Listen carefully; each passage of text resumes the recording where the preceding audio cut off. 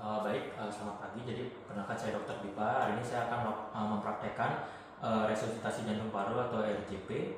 Yang dimana langkah pertama adalah mengamankan lingkungan sekitar, terutama pada diri sendiri dan juga para korban. Lalu berikutnya melakukan cek respon kepada korban untuk mengetahui apakah korban sadar dengan cara menepuk bahunya. Jadi seperti ini.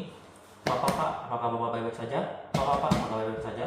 Baik, jika semisal pasien itu merespon, bisa ditanya memerlukan bantuan apa. Tapi jika pasien tidak merespon, kita bisa melakukan untuk melakukan 3 langkah dari RJP, atau ada sirkulasi, jalan napas, dan juga bernapas, atau nama lainnya adalah circulation, breathing, dan juga airway.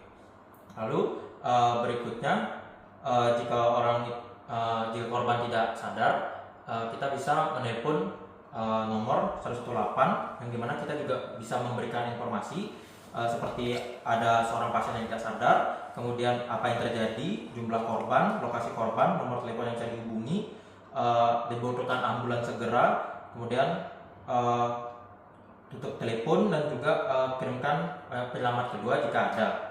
Lalu juga bisa meminta bantuan kepada orang sekitar atau pada ambulan nanti untuk mendapatkan AED atau automated external defibrillator.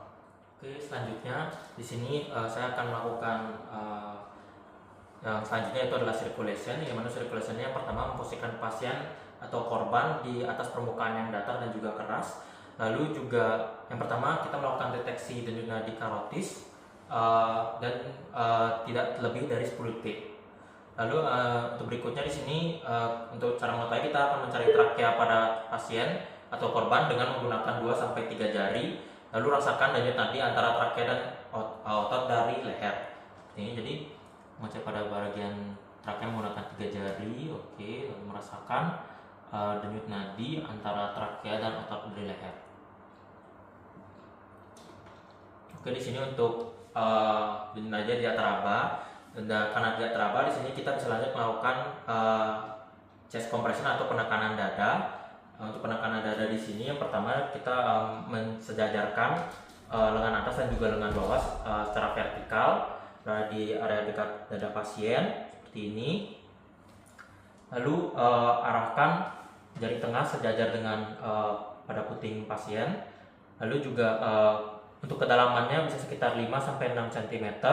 Dan juga untuk melakukan penekanan ini tidak menggunakan tenaga, di sini menggunakan tenaga berat badan, yang dimana di sini untuk di sini bisa melakukan satu siklus RJP atau sekitar 30 kali penekanan dada.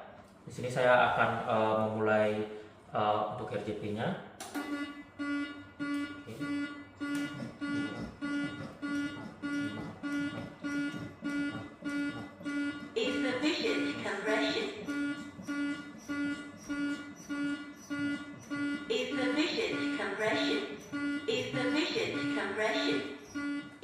Oke, setelah melakukan circulation atau penekanan dada di sini, setelah satu siklus RJP atau sekitar 30 kali, di sini kita akan melakukan yang namanya airway, langkah airway, di mana untuk airway di sini untuk kata lainnya adalah membuka jalan nafas, yang dimana di sini ada menggunakan 2 metode. Untuk metode pertama untuk pada orang yang normal, di sini menggunakan metode head tilt chin lift atau head tilt chin lift, yang dimana untuk metodenya di sini kita akan menempatkan orang pada permukaan yang keras, lalu juga letakkan kedua tangan pada masing-masing rahang korban, lalu kemudian angkat rahang dengan kedua tangan, maka rahang akan pindah ke depan membuka jalan nafas. Jadi pertama sini kita membuka rahang pada bagian bawah seperti ini, lalu mendorong pada bagian dahi ke bagian atas seperti ini.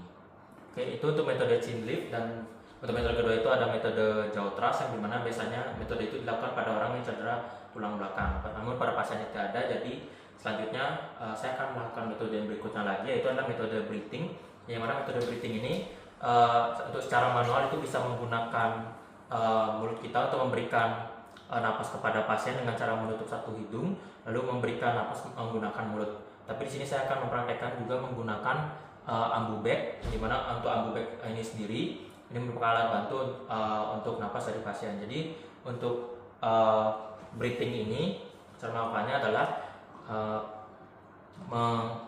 menurunkan rahang pasien, lalu berikutnya memasangkan ambu bed, lalu memposisikan tangan kiri membuat seperti ini, lalu agak sedikit dinaikkan, lalu kemudian bisa memberikan 2 kali napas bantuan seperti ini.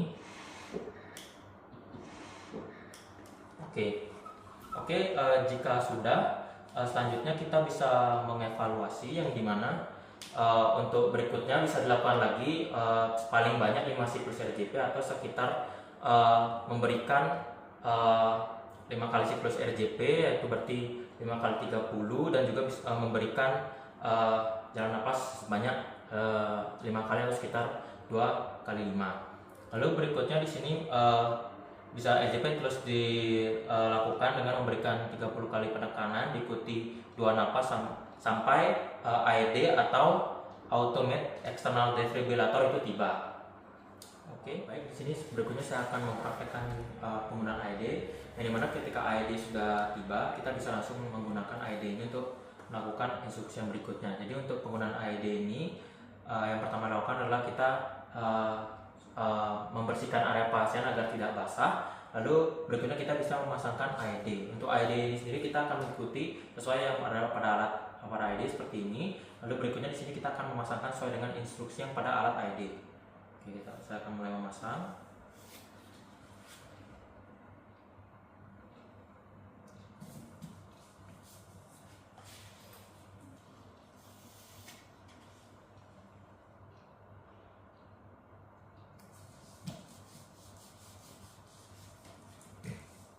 Oke, jika sudah, selanjutnya kita bisa menghidupkan alat AED ini, dan kita membiarkan AED ini melakukan analisis irama, dan kita jangan sampai menyentuh pasien sesuai instruksi yang diberikan.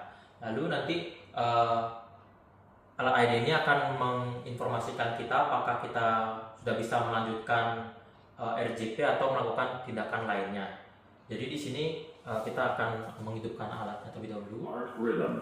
Shock advised. Do not touch the patient. Everyone clear. Press the flashing shock button. Shock delivered. Begin CPR. Kita bisa langsung melakukan CPR. 10. Dan nanti kita bisa melakukan CPR kurang lebih 5 kali sampai pasien tersadar. Baik, bisa diingatkan dulu. Oke, baik, untuk pempraktekan ini sudah selesai, jadi terima kasih banyak.